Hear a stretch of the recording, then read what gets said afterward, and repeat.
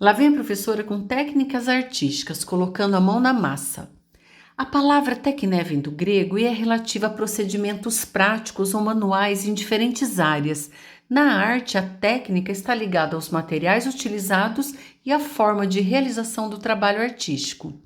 As primeiras manifestações gráficas se deram na pré-história, onde utilizou-se como suporte basicamente a pedra e como tinta, sangue, carvão, lama, cinza, entre outros pigmentos naturais.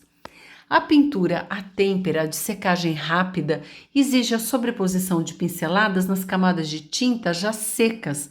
Para produzir esse tipo de tinta, o artista mistura pigmentos ao ovo. Essa técnica foi muito utilizada na Idade Média e no Renascimento. No Nascimento de Vênus, o Botticelli utilizou esse tipo de tinta, ovo e pigmento misturados, e olha que resultado, que efeito belíssimo. A pintura a fresco também é muito antiga e uma das mais difíceis de se realizar, porque o artista prepara uma argamassa sobre a superfície de paredes ou tetos e deve aplicar a tinta nessa argamassa ainda úmida. A secagem é muito rápida, não permite retoques, então não pode haver erros na execução. O Michelangelo pintou afrescos na Capela Sistina, num trabalho sobre-humano que demorou 4 anos. Inclusive, ele teve sérios problemas de saúde por causa da posição desconfortável que ele permanecia por horas e pelo gotejamento de tinta nos seus olhos. Então, pessoal, a pintura a fresco é sempre uma pintura mural. A pintura a óleo foi difundida durante o Renascimento e também na Holanda. Hoje a tinta é industrializada, mas na época o artista produzia essa tinta misturando os pigmentos ao óleo. As cores mais caras eram azul, vermelho, dourado, porque para obtê-las era utilizado pó de pedra lápis-lazuli para fazer o azul, a tinta retirada de um molusco lá do Mediterrâneo para fazer o vermelho. Sabe, gente, quando os polvos soltam aquela tinta preta? Com aquilo, eles faziam nanquim. E com esse molusco que soltava essa tinta vermelha, eles faziam o carmim. E o dourado, obviamente, era feito com pó de ouro. A tinta a óleo demora para secar, por isso ela permite retoques e mudanças ao longo do processo. A primeira pintura a óleo foi o casal Arnolfini, do Jan van Eyck, feita em 1434. Muito usada na atualidade, a aquarela é antiga e tem uma origem controversa. Provavelmente veio da China ou do Egito Antigo. A tinta é à base d'água e produz um efeito leve, aguado, transparente e deve sempre ser aplicada sobre papel. Já a tinta acrílica, ela é bem mais recente, é produzida com resinas acrílicas, tem secagem rápida e também é à base d'água, só que o seu resultado ele é muito semelhante à pintura com tinta a óleo. Nas esculturas, a fundição por cera perdida é uma das mais antigas. A peça ela tem que ser produzida num molde de cera, que daí é revestido com argila. Quando a argila seca, a cera é derretida e forma-se um molde, uma forma nessa argila que está dura. E aí é injetado metal líquido, dando forma à escultura. Do lado direito aí na imagem dá para a gente ter uma ideia desse processo. No método da modelagem, as esculturas são feitas a partir da pressão manual no barro e também é utilizado instrumentos como as estecas, como a gente está vendo aí também nas imagens. Nas esculturas em mármore, o esforço físico do artista ele é bem maior, porque a pedra ela tem que ser esculpida, quebrada, cinzelada.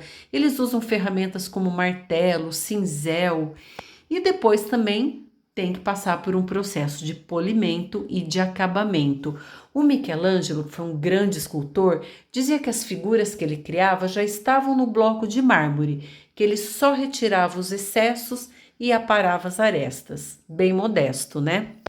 Pintores e escultores, pessoal, são chamados de artistas plásticos, porque eles transformam os materiais, por meio da sua plasticidade, em objetos artísticos.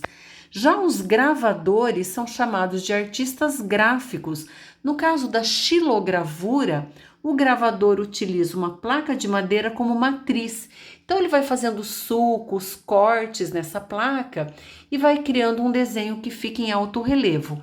Aí ele passa a tinta nessa matriz de madeira que vira uma espécie de carimbo e aí ele vai imprimindo as imagens. Se o gravador usar uma placa de borracha, por exemplo, a gente chama a técnica de linóleo gravura, que hoje em dia é muito comum. Na litografia, a matriz onde é feito o desenho é a pedra calcária. O processo é complexo, demorado, dura semanas e exige também conhecimento químico. Depois que a matriz está pronta, ela é levada para uma prensa e aí eles vão reproduzindo as imagens, sempre em papel. Na gravura em metal, eles utilizam uma chapa, obviamente de metal, onde são feitos ranhuras para gravar esse desenho. Esse método também exige muito conhecimento químico e ele também é muito complexo. No passado, os jornais e os livros eram ilustrados com litografia e também com gravuras em metal. O Dürer, o artista alemão, ele foi um excelente gravador em metal. As gravuras, elas são produzidas em escala, por isso elas têm um valor de mercado menor que o das telas, porque as telas são únicas, são mais raras. E as gravuras, elas recebem, além da assinatura a lápis do gravador, elas recebem também uma numeração no seu rodapé, 1/50, por exemplo. Isso indica o número do exemplar 1 que foi impresso e a quantidade de cópias que serão feitas com aquela matriz 50. Então você vai encontrar lá 1/50, 2/50, até chegar a 50/50. Óbvio que a primeira é sempre mais cara. Essa xilogravura que a gente está vendo aí, ela é muito famosa e é de um gravador, de um artista japonês chamado Katsushika Hokusai. Hokusai fica mais simples, né? Ela é muito famosa e teve uma tiragem de milhares de exemplares. E ela é linda, né? Pessoal, eu espero que vocês tenham gostado. Se gostaram, inscrevam-se no canal, deem um clique no sininho para ativarem as próximas notificações. Um abraço, que lá vai, professora.